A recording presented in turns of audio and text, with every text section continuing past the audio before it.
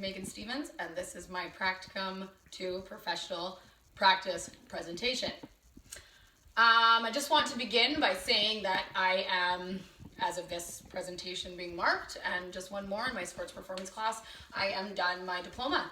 I just want to say that I'm super grateful for this program, and the fact that I can complete it online, which really works with my lifestyle and everything, and I got my I'm getting my corrective exercise specialist certification kind of out of it as well, and I'm just really grateful. I started off at Mount Royal University. I did their certificate, and then I found Nate, and it really, really worked for me. I learned so much obvious exercise science knowledge and training and that kind of stuff, but I also upped the ante with kind of my technological skills.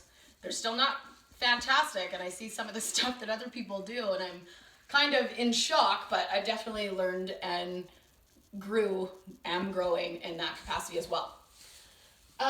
So just to kind of begin, I have done both of my practicums at Kensington Fitness and Wellness Center.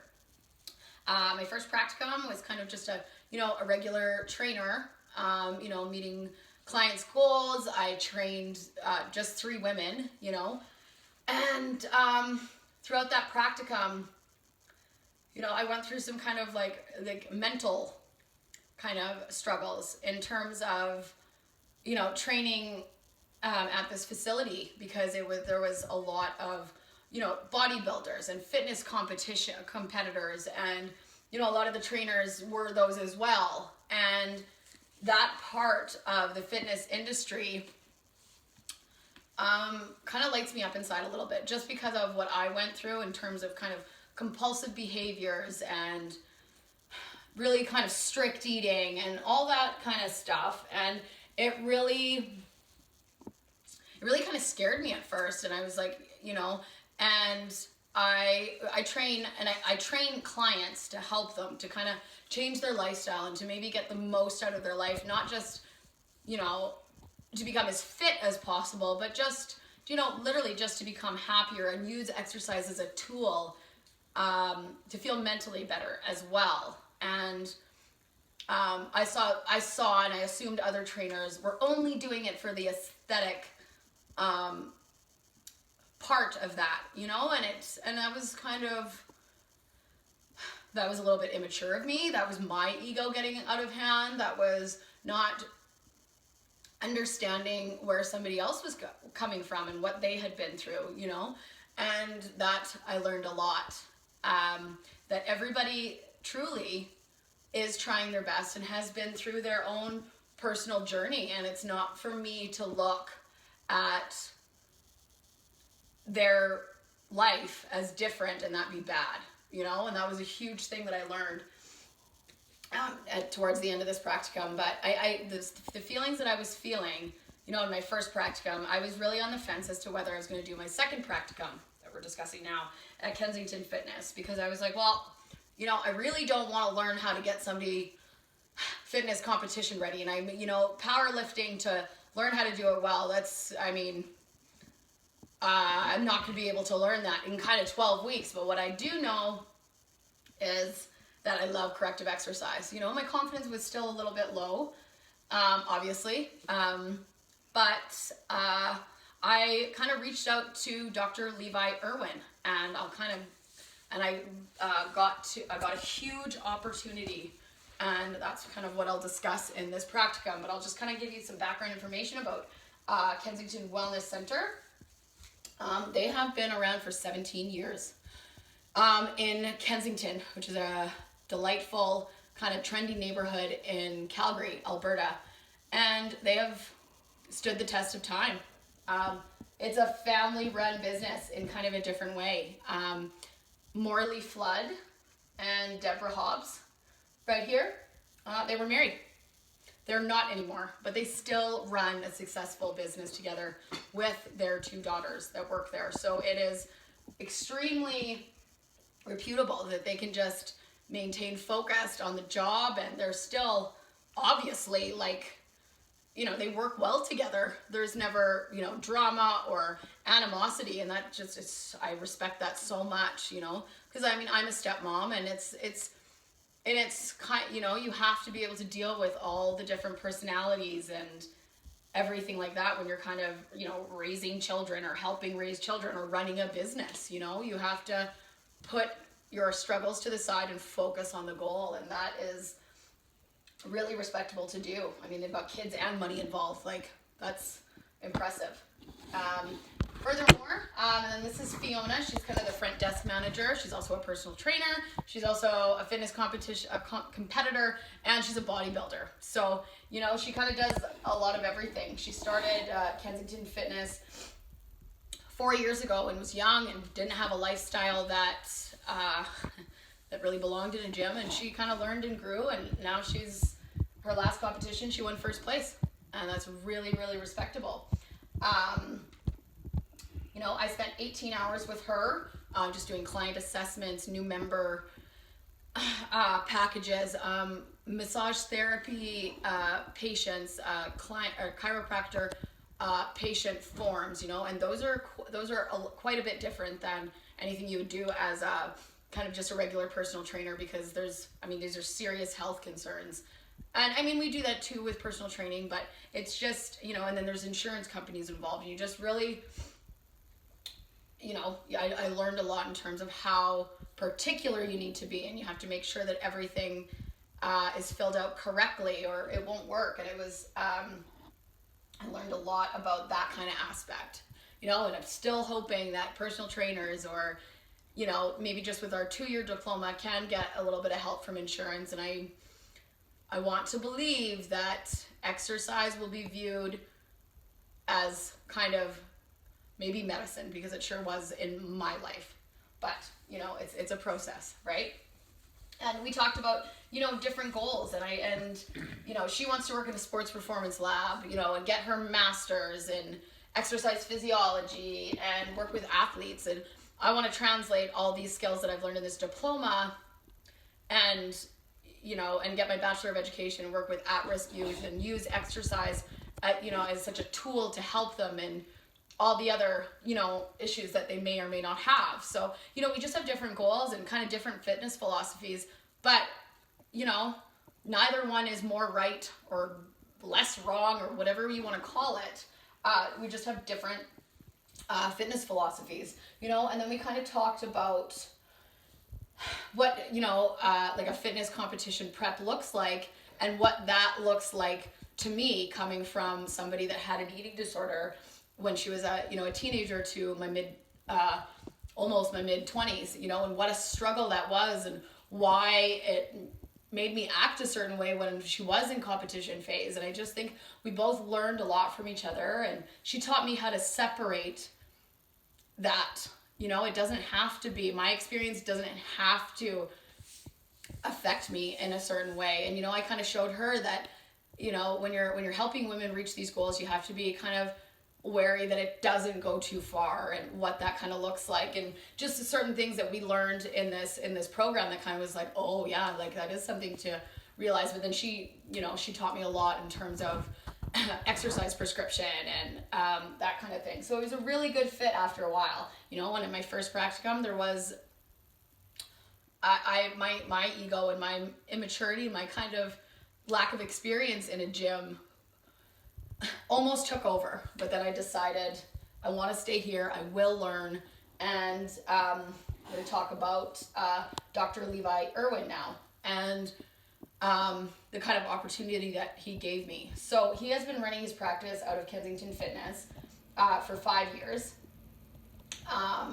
And so he received his Bachelor of Kinesiology from University of Calgary, and then went to San Diego to get his doctorate in to become a chiropractor. He has a very strong client base. He is such a busy guy. The fact that he spent 8 hours kind of one-on-one with me, really discussing everything from biomechanics to tools to business to kind of interpersonal relationships within a gym, and how to kind of separate things and just let things be. It was very, very helpful. And having somebody with that level of education give you two of his best clients that he's been seeing probably on average once a week for 5 years, it was such an honor, you know. And he really helped me really extend my biomechanic knowledge, and I really had to do extra research. I spent about minimum six extra hours researching swimming, researching Mark's shoulder injury, you know, back injuries, what happens when people drown in the pool, which I will discuss when I talk about Astrid specifically, you know, and, you know, professional development outside of, you know, and marketing outside of Instagram and Facebook, you know, and networking and so much. It was really, really helpful, you know. And then I just have a video of one of Mark's adjustments and everything that they do. It's quite a long video, so I'll just let you watch it. But it's, you know, it was such an honor to be part of those adjustments, and to see that go down, because I've honestly never been to a chiropractor before. I don't like crepitus. I do not like the sound of bone on bone. So I learned that, yeah, I definitely don't want to be a chiropractor because that sound, I don't like it. So with Mark, we just did some postural assessments. Obviously, I mean, we have upper cross syndrome, very forward head position, a little bit of a lower crossed syndrome, but I would call that more of a desk job syndrome. Super tight hip flexors, rounded shoulders, you know, that condition, coupled with shoulder surgery 3 years ago, and he broke his back in a car accident about a decade ago. So we have some chronic conditions, we have some injuries, and he's also very busy. He's an engineer, he's got 3 kids that are teenagers, that are super athletes, heavily involved in their swimming, powerlifting, and education as a family. So, you know what I mean? In terms of time to be able to really address all these issues in the best capacity possible is very, very challenging. And the fact that they saw me once a week for 12 weeks was really, really, I mean, I'm pretty honored about that. So we did the overhead squat assessment, which was quite challenging because of Mark's neuromuscular lack of control, I guess. Like, getting somebody to go into an overhead squat with Mark was quite challenging. We had to do a lot of mobility work and had to break it down kind of step by step. And you'll see in the videos just the different ways I kind of had to do that. And we definitely had to do a lot of stretching and a lot of rolling before any sort of activation or full body program. That's why our sessions were at least an hour and a half long. And, you know, it was a lot of discussion and some stretching at first, and then worked our way towards the actual workouts. This is just more of the overhead squat assessment. Yeah, and neuromuscular control in terms of especially the core, spine, and shoulders, because we know that, you know, if one shoulder doesn't work, other muscles are going to take over, which affects everything. So we had quite a bit of work to do, but his attitude was fantastic about it. His trust in me was really, really appreciated. It was great. Like, we made huge improvements in his back. Like, if you look closely at this picture, it is so much better. You know, even when he stretches, like his regular posture without cueing is drastically improved, and you can't ask for anything more than that. There's, you know, like his push and pull assessments. You can definitely see how the shoulder girdle and the back are all working together really, really well. So these are this is April 2018, kind of towards the end, and you can see it. So with the squat, he definitely can't go forward enough, but his ankle flexibility is better. His hip flexor, we have to stretch constantly, but it's a work in progress, and it's really working. He's so committed. Yeah, as a core strength, he's really, really working on that, and he's really understanding how important that is in terms of getting back to, you know, swimming and kayaking and hiking with his kids and everything like that. So yeah, and then so another thing that we've done over the 12 weeks is I've given them stuff to do at home, because once a week in the gym is very, very helpful, but to make long-term permanent change, you need to do something on a regular basis, you know? And we had to create programs that could be done at home, or, you know, maybe at the other huge sports facilities that they go to for their kids' competitions and stuff like that. And again, his attitude and his ability to, you know, do them and fit them in when it worked for him, and the feedback that he gave me in terms of, yeah, this will work in my office, or this will work at my house. And we created programs that he can do at home to get those kind of long-term biomechanical changes. So I did one that was just focused on his hip flexor and his lower back, and then did another one that was just focused on his shoulder and kind of neck and trapezius, getting that all rolled out and stretched and functioning properly. And then I did one just specifically working on his thoracic spine and his core, right, which were kind of a lot. There was a lot of issues, but he did so much work, and we finally came up with, you know, something that really works well. And then we made just a simple desk program and he's, you know, he really does it, you know, sometimes 3 times a day at work, and that to me is huge, right? So that's really, really impressive. So with Mark, it was, you know, he really wanted to know the whys. He's an engineer, and I mean, so is my father, and they really want to know why things work or why they don't work. And it was, you know, it really tested my technical skills as well as my interpersonal skills, because, you know, sometimes you think you can talk really technical to somebody that's, you know, has quite a high level of education, and his kids have been athletes a whole life, and he's been to a physiotherapist and a chiropractor, you know, but you still have to, you know, not talk too technical. So I learned so much, and he's such a lovely man, and he's a great sense of humor. So then we have his wife, Astrid, and she was a delight, a trooper, in so many different ways. So, you know, I'll quickly talk about how busy she is, and then I'll talk about her injuries. So she's got 16, 17, and 19-year-old. She homeschooled them. They are super athletes. Their athletic responsibilities in a 7-day period are very, very busy. And how they manage it all, plus, you know, Astrid homeschools them, and they're very intelligent kids, is really impressive.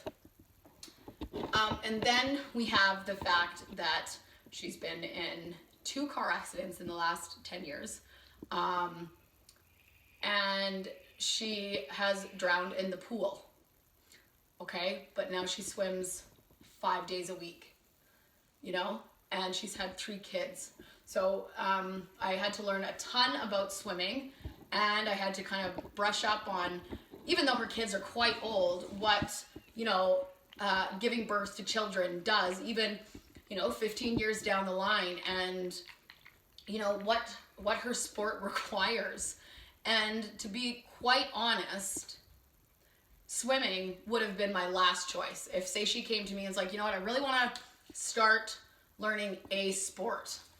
Because of her neck issues, and because she was in a car accident, because her core is kind of weak just because of, you know, childbirth and all that kind of stuff, I would not have picked swimming. And then she tells me that she drowned, and she had serious anxiety around it. But her youngest daughter, her youngest child, loved swimming. And she had to watch her young girl in the pool all the time. And she decided one day that she's like, I have to get over this fear. And in order for me to be the best mom I can to this young, you know, super talented swimmer, I need to get in that pool too. And she overcame that serious fear. However, swimming needs a lot of neck mobility, and once you see the videos, you'll see that it's very limited. You know, because she's quite a tall girl, and she's got a little bit of that forward head, quite a bit of that forward head posture, which limits mobility in your entire upper extremities. So swimming really puts that to the limit. So we needed to do so much work around her neck and getting those trapezius muscles to not try to do everything, because we would work on her core, right? We would be doing ab work, and she would feel it in her neck. You know, that neck was taking everything. And sometimes she would come into a session and I could see it. Like you could literally see her trapezius from behind, like posterior photos. You know, and you really had to work that through. And when you see somebody in pain, and especially when it's around their neck, man, that changes things. But we worked through it and she trusted me, and I'm so grateful for that. And Levi really helped, and he really kept me motivated by saying, like, yes, I'm seeing huge changes. And you just have to be so patient with your client, and you have to understand that even though swimming might exacerbate her current issues, she will do it, and it's very important to her and her family, so you have to make it work for them. It might just take a little bit of extra work, and if she's willing to do all that extra work, as a trainer, you have to be as well. And so it was just really, really interesting watching her work through you know, those previous issues, you know, like that kind of trauma, and be so motivated. And I really do think that's where her children get their athletic drive from, right? Is because she is so devoted and she works so hard when she wants something, and it's really, really respectable. So when we first started, you can definitely see the kind of forward head position. You can see her trapezius from behind here. You know, and when we did the overhead squat, you know, her arms got fatigued quite quickly, just because of those issues, because that trapezius and the head forward position, you know. And then, you know, we go to do the overhead squat, and you know, it does look very simple, but it's not. And you can see that head gets so fatigued in that neck that it just kind of drops in order to be able to do the movement. But you know, after working together for 12 weeks, her back and her neck look so great, and she's able to kind of separate that. We did a lot of work trying to balance the strength here, like the SCM, you know, just as strong as the trapezius and the upper neck muscles, you know, like it's literally retraining a body how to work properly, you know, not only to decrease pain, but to improve function. It was, you know, I learned so much from her, and she was so receptive to my help, and she trusted me and she respected me, and I was super grateful for it. And then we did some daily stretch programs focused on just the different areas, and that was kind of a trial and error. Everybody's got their own personality pieces that can kind of play into things like that, and you just have to find out what works. And then I've just got some videos here of just like all their different exercise sessions and what we've done. And then just at the end, I'm just going to kind of talk about my professional performance. I'm not going to talk too much about my Practicum 1, but what I learned in my Practicum 1 really helped me to be successful and more at peace in my second Practicum. You know, and I was really able to focus on the stuff that is important to me. You know, I kind of found out who I was as a trainer, and, you know, kind of where I want to build my career.